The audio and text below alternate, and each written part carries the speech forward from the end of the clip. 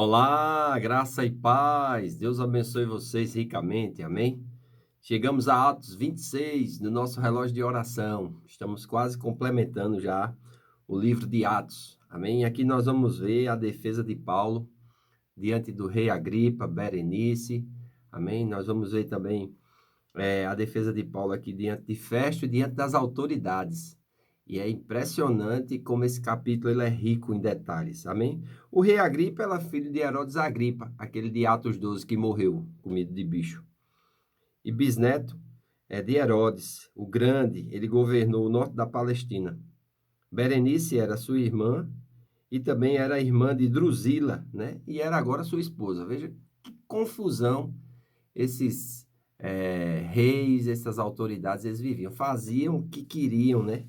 E eram assim, reféns de seus próprios caprichos, da sua própria vida dissoluta.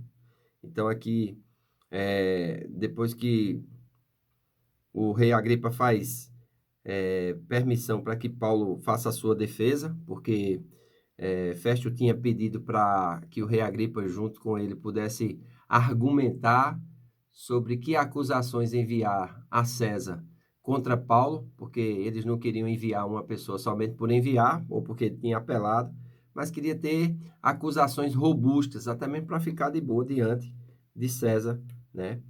E Paulo vai fazer sua defesa aqui já no versículo 2, dizendo: Tenho-me por venturoso, ó rei Agripa, de que perante ti me haja hoje, de defender de todas as coisas que são acusadas pelo judeu.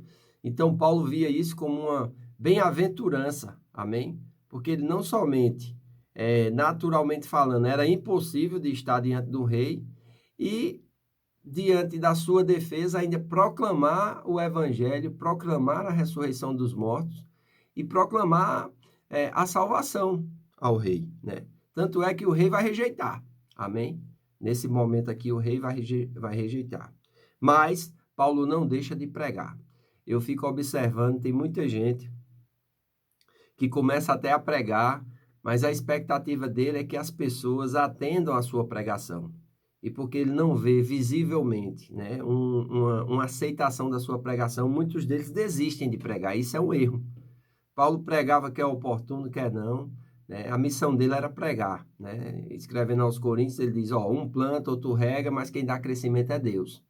E é muito importante nós atentarmos para isso, porque muitas pessoas, na vontade de querer dar crescimento à obra de Deus, falharam, porque deixaram de anunciar a palavra, né?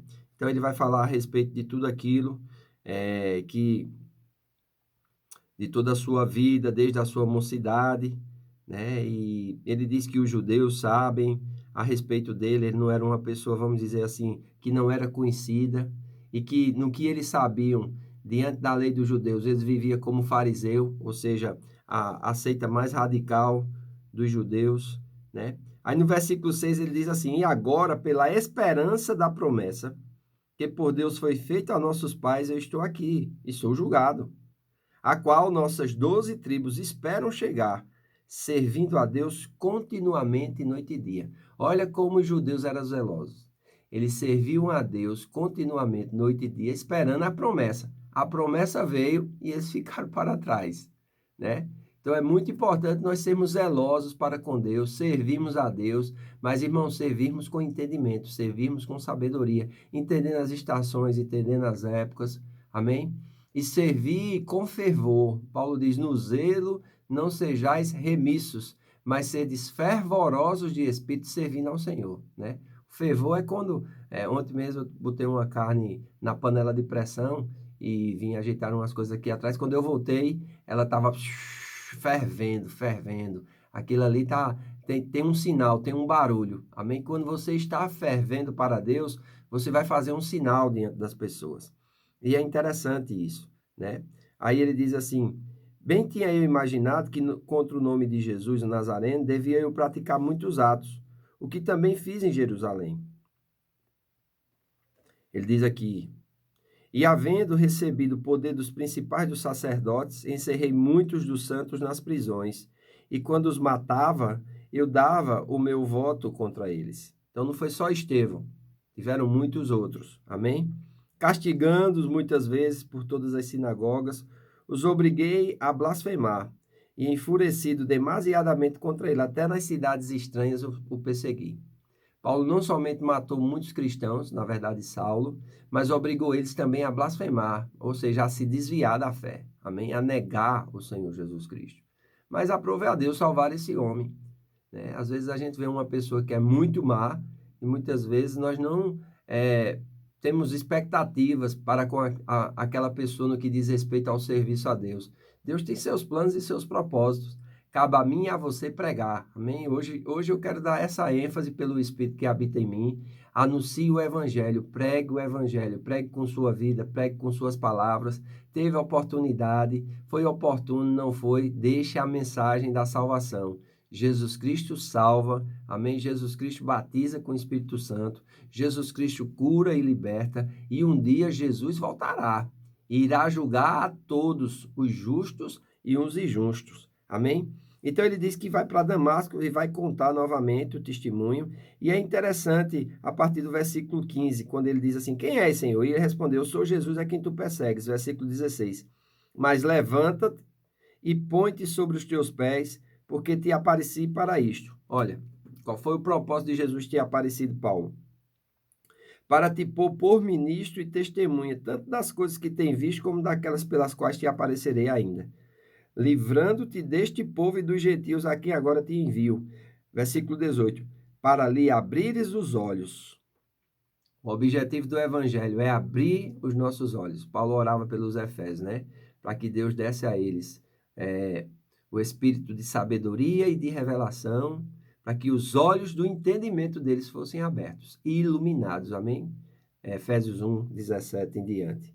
Ele diz assim, para os converteres à luz e do poder de Satanás a Deus, à luz do evangelho, amém? Não andar mais em trevas, não andar mais tateando, não andar mais perdido, nem como morto espiritual, mas agora andar vivo, ressurreto dentre os mortos, amém? Não andar mais debaixo do poder de Satanás.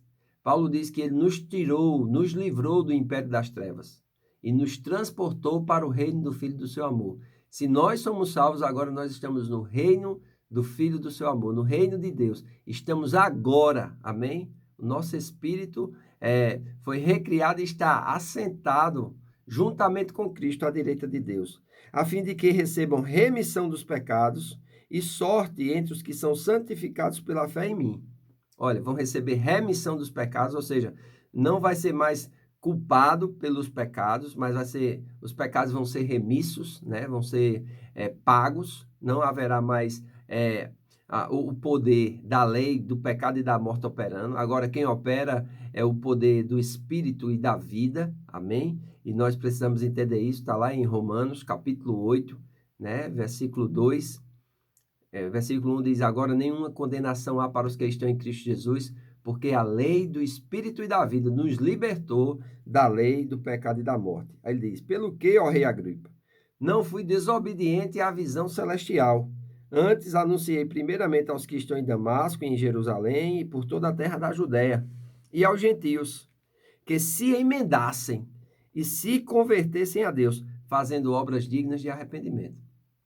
Então, todo arrependimento ele é seguido por obras, amém? Nós não somos salvos pelas obras, mas nós fomos salvos para as boas obras. Efésios capítulo 2, versículos 8 a 10, amém? Você pode meditar lá. E ele diz assim, por causa disso, os judeus lançaram mão de mim no templo e procuram matar-me. Mas alcançando o socorro de Deus, ainda até ao dia de hoje permaneço dando testemunho. Essa palavra dar testemunho aqui é matureio. Dar evidência, atestar, confirmar, confessar, possuir registro, falar de bem, fazer um bom relato, testemunhar, afirmar o que alguém viu, escutou ou passou alguma coisa. Então, dar testemunho é isso. Não é testemunho, falar das suas mazelas, mas é dar testemunho, aquilo que você viu. É você ser uma testemunha da ressurreição de Jesus Cristo. Você ser uma testemunha da obra do Espírito em você. Então, Paulo, ele dava testemunho, tanto a pequenos como a grandes, né? Ele dava testemunho a pessoas humildes, mas dava testemunho também a pessoas importantes. Agora estava diante do rei Agripa. Agora estava diante do governador. Agora estava diante de muitas autoridades. E ele diz assim, o meu testemunho, não dizendo nada mais do que os profetas e Moisés disseram que devia acontecer. Então, o testemunho de Paulo era fundamentado nas escrituras do Velho Testamento. Amém? Isto é, que o Cristo devia padecer, sendo o primeiro da ressurreição dos mortos, devia anunciar a luz a este povo e aos gentios. Porém, quando ele diz assim, a respeito da ressurreição, irmãos Festo, que era um romano, né, que era alheio a essas coisas, quando eu disse para vocês, na grande maioria eram influenciados pela cultura grega, a morte para eles era a libertação. Então, Festo interrompe ele, né, e diz isso em alta voz: Tu estás louco, Paulo? As muitas letras te fazem derilar. Ou seja, Paulo, para dar testemunho, ele tinha que ler bastante. Eu e você, para darmos testemunho, nós precisamos ler bastante. Amém? E quando ele diz essas coisas, o rei também vai falar e vai dizer no versículo 28, por pouco queres me persuadir a que me faça cristão? E Paulo vai dizer, provera a Deus, que por pouco ou por muito, não somente tu, mas todos quantos hoje estão me ouvindo, se tornasse assim como eu, exceto essas cadeias. E quando ele diz isso, o rei vai se despedir, todos vão sair, né? E o rei vai dizer o seu veredito, esse homem poderia ser solto, se não tivesse apelado para César. Nós vamos ver a viagem de Paulo para Roma, mas isso somente amanhã, no capítulo 27. Amém? Que você possa compartilhar com as pessoas esses vídeos comentados. E hoje nós teremos nossa casa de oração na Casa do Oleiro. Espero você, com toda a sua família, convide pelo menos 10 pessoas para nós estarmos orando juntos, já a partir das 7h30 da noite, às 19h30. E às 20 horas temos a nossa escola bíblica. Amém? Então Deus abençoe você, com toda a sua família. Um grande abraço. Em nome de Jesus. Até lá!